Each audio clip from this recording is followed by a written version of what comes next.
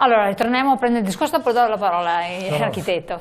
Prego, c'è un esempio che vogliamo fare per spiegare meglio gli effetti di questo tipo di materiale? Chiedo a lei senza niente. C'è un file con 2 mele che abbiamo messo all'interno di 2 sacchetti dove abbiamo pitturato una parte di Airlight e fa vedere il prodotto che è antibatterico. Allora, dopo immagino... un mese una mela è marcita, l'altra no, dove c'è Airlight. Non diffondiamo che dopo ci fanno mangiare le mele, no, mangiate quella sana. Perché si arriva anche a questo. Pitturano tutte. Quindi praticamente è una forma anche di isolamento, di isolante. Non è isolante. In quel caso fa da antibatterico. Questo è, la mela è il frutto che messo assieme a altra frutta la fa maturare più velocemente, certo. Giusto? Perché emette etilene. Airlight neutralizza questo gas che viene emesso dalla mela e quindi non fa maturare la frutta. Perfetto. Tutte queste sostanze dannose, l'avevo chiesto prima fuori onda, quindi da una parte l'inquinamento, il PM10, dove finiscono? Allora, vengono trasformate sulla parete, quindi il passaggio è da gas inquinante alla fine abbiamo un sale che viene fissato sulla parete che lei non vede, non vedrà mai.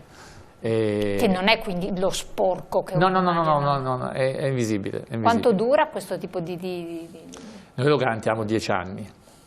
Quindi uno può ridipingere ogni 10 anni. Sì. Normalmente gli appartamenti all'interno si sa che per togliere lo sporco bisogna passare abbastanza frequente. E voi applicate questa tecnologia? Quindi vi siete... sì, ma come vi siete conosciuti? Beh, la nostra, allora... Quando ho detto che gli edifici nuovi devono fare qualcosa di più che essere semplicemente edifici a energia zero, la nostra azienda ha cercato di capire cosa poter fare di più rispetto a quello che già facevamo e allora nell'individuare nuove soluzioni siamo venuti a conoscenza di Airlight e di Active e ne abbiamo visto l'enorme efficacia che in realtà non è un'efficacia molto molto tangibile, però in termini di beneficio per chi utilizza l'immobile e per la collettività, perché alla fine bisogna iniziare a pensare anche per gli altri, d'accordo? Beh, no, c'è la salute di chi ci vive dentro, insomma, perché alla fine inevitabilmente se ne ha un tornaconto personale, ok? Quindi è importante iniziare a pensare anche per gli altri. Abbiamo visto in questo nuovo tipo di investimento un ulteriore passo avanti per la nostra azienda e quindi abbiamo puntato su queste nuove tecnologie che secondo noi ci daranno soddisfazioni. Infatti, no, questo è interessante, un passaggio ulteriore poi per trasmettere queste conoscenze, cioè come avviene. Per esempio, Valentino Cappucci, lei è capo ricerca e sviluppo di questa azienda. Ci spieghi di che cosa si tratta, però prima di tutto perché i costruttori, i vari costruttori, anche chi non ha una cultura particolare, eccetera, possano fruire di queste tecnologie, quindi siano diffuse a conoscenza di tutti, anche delle scuole, perché in primis dovrebbe essere lo studente che conosce benissimo la sua azienda anziché la sua, perché hanno queste innovazioni particolari, che l'ha sperimentata, quindi la propone magari al proprio datore di lavoro, potrebbe essere una cosa estremamente importante. È possibile? Come si può fare? Beh, allora, visto che lei mi ha stimolato, io non voglio parlare di chimica, ma faccio degli esempi, vorrei fare un esempio, visto che lei me l'ha chiesto, che non sarà perfettamente chimico, ma che rende l'idea. Ne approfitto delle mele che abbiamo visto prima.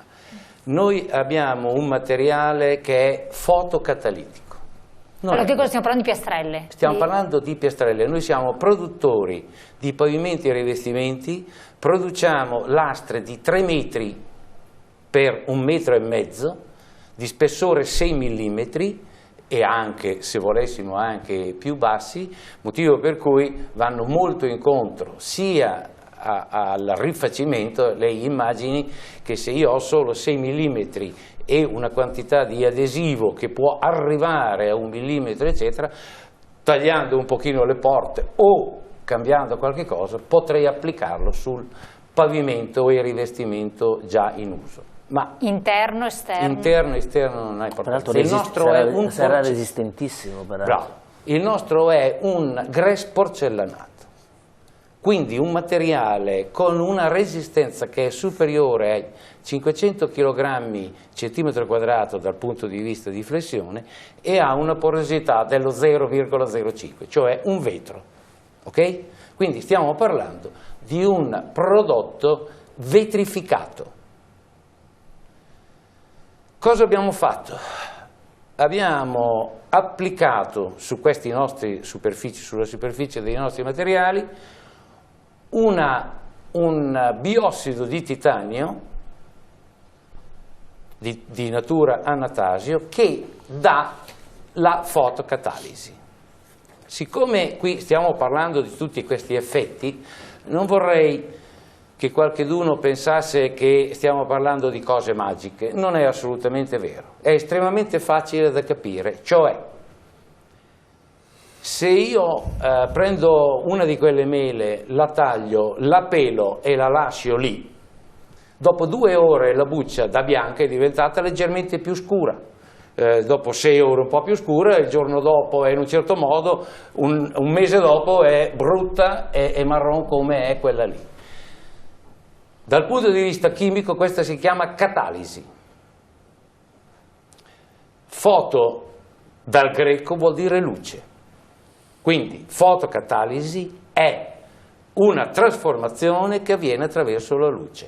In definitiva, per parlare in termini molto semplici, è una sorta di grossissima e fortissima ossidazione.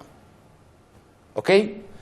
Quindi che cosa fa? Non fa altro che prendere le molecole organiche e inorganiche, ma meglio le organiche, e tutti quelli che sono i gas, partendo dagli NOx, dagli NO2, partendo dai volatile organic compound, dalla formaldeide, da tutti questi gas, di cui le nostre case purtroppo sono piene,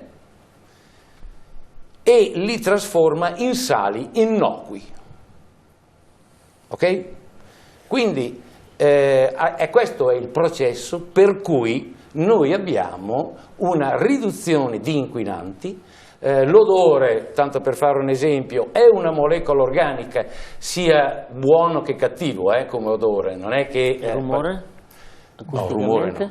No, il rumore assolutamente no. C'ha un'altra considerazione, che essendo un materiale fotocatalitico ha la proprietà di self-cleaning. Credo che tutti noi conosciamo almeno i vetri delle nostre docce che sono definiti autopulenti, giusto? Ecco, non è una magia, ha una spiegazione scientifica, cioè che hanno la proprietà di self-cleaning. Ecco, la differenza tra la pittura di cui parlavamo prima, che anche quella trasformava in sali l'inquinamento, e questo ceramica. C'è differenza? Sono fondamentale, io penso, io non conosco se quella degli amici contenga titanio o meno, o sia un'azione fotocatalitica, lo posso immaginare da quello che dicono. Solo che uno è una pittura, uno è una lastra. Ecco, la differenza fondamentale è questa, che noi applichiamo questo... Io credo di averle messe a casa questo tipo di cose. Come?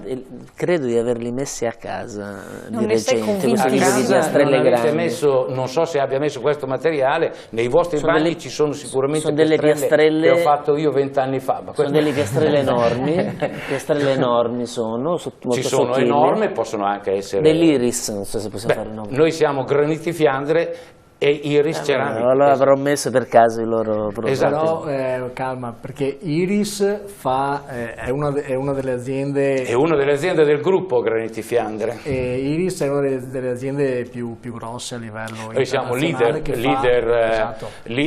Fa ceramiche, leader mondiali di grès porcellanato di tutti i tipi. L'Active è un ramo, è un'applicazione. Quindi il fatto di avere piastrelle non significa di avere Active. Iris non vuol dire avere Active. È un'applicazione. Non tutte i nostri pavimenti e rivestimenti hanno Active, cioè devono essere applicato. Qual è la differenza? È che noi abbiamo un materiale assolutamente vetrificato e il titanio fotocatalitico, cioè che il catalizzatore che fa in modo che la reazione di cui ho detto prima venga moltiplicata moltissimo, in modo che tutto ciò dà i risultati di cui abbiamo parlato, è applicata a caldo.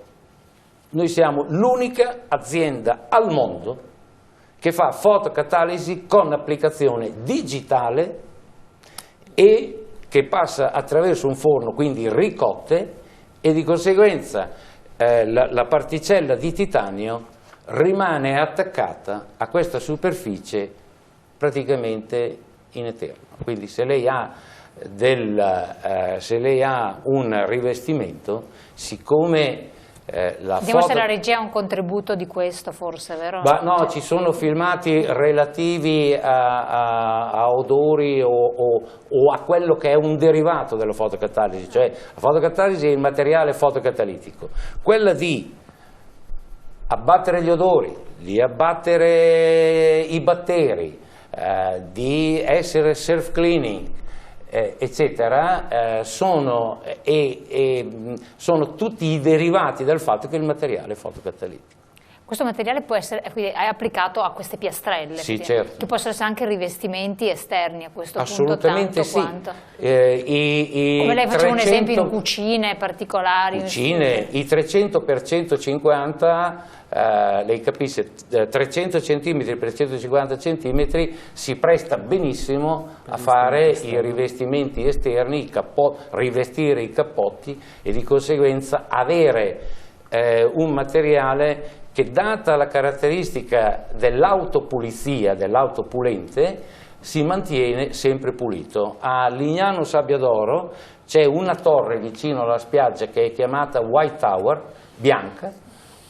Ognuno può andare a vedere e vedrà che, sebbene comincia ad avere anni, rimane bianca ed è assolutamente bianca come lo era all'inizio. Peraltro perché lo sporco non si attacca. Dal punto di vista estetico, ovviamente c'è qualsiasi tipo di disegno, qualsiasi tipo di lavorazione. Beh no, questo bisogna che sia un disegno che è già sulla superficie della lastra o della piastrella. Sì, immagino che ve ne siano già. Noi non decoriamo con... Cioè, questa è un'applicazione che, a differenza di quella dei signori, che di natura, il titanio è di natura nanometrica, il nostro è di natura micrometrica, cioè molto più grande. Per una scelta aziendale, il presidente e titolare, io non voglio polvere nanometriche nelle mie fabbriche. Non voglio. Polvere nanometriche. No, ho capito. La signora Maria? Sì. Vabbè, la signora Maria, che cos'è un nanometro? Un nanometro è facile dire che è un nanometro, è un milionesimo di millimetro, eccetera, ma quanto è un milionesimo di millimetro? È difficile da rendere come numero. Ognuno di noi, se ci tagliamo, almeno credo che abbiamo tutti il sangue rosso. Il sangue rosso fondamentalmente è dato dai globuli rossi. Sapete quanto è grande un globulo rosso? È 10.000 nanometri. Quindi per una questione di salute... Esatto, perché? Perché le polveri nanometriche, attenzione, non voglio denigrare una tecnologia, come al solito dipende come vengono utilizzate le tecnologie. Anche perché dal punto di vista medico, da tanti altri punti di vista, le nanotecnologie sono una cosa eccezionale. Chi non ha mai visto i bambini, poi purtroppo le malattie con questo inquinamento aumentano, certo, no? Quelli problemi di asma. Ecco, tempo fa c'era quell'aggeggino da spruzzare che non mi ricordo neanche il nome, no, non lo dico perché certo, non me lo ricordo. chiaro.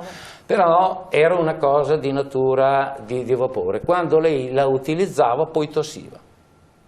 Oggi applica questa, sono nanopolveri su cui è immesso la parte di medicina, entra giù nei polmoni e rilassia lentamente. Questo è un aspetto estremamente positivo, per esempio, di una nanotecnologia. Certo, in senso positivo. Non va bene quando lei la usa da mettere nei cibi o comunque da fare altre cose. Quindi una delle maggiori caratteristiche che in questo momento, per conto mio, avrebbe senso, e avrebbe senso anche dal punto di vista del pubblico, ma degli enti pubblici, di utilizzare, è quella dell'antibatterico, ma non antibatterico solo normale. Abbiamo tutti visto sui giornali la settimana scorsa, televisioni e via di seguito, che si è parlato del superbug, no? dei batteri MRSA, meticillino resistenti Staphylococcus aureus, va bene? Che vuol dire resistente agli antibiotici. Non è necessario essere medici per capire, è un problema diffuso, ecco, sì, infatti. Questo è un qualche cosa che abbatte senza avere gas. Questa è la grande proprietà della fotocatalisi, che semplicemente con la luce naturale o artificiale ha queste proprietà. Interessantissimo. Torniamo appunto su questo argomento, dopo passo la parola anche a lei architetto. Pubblicità, pochi secondi.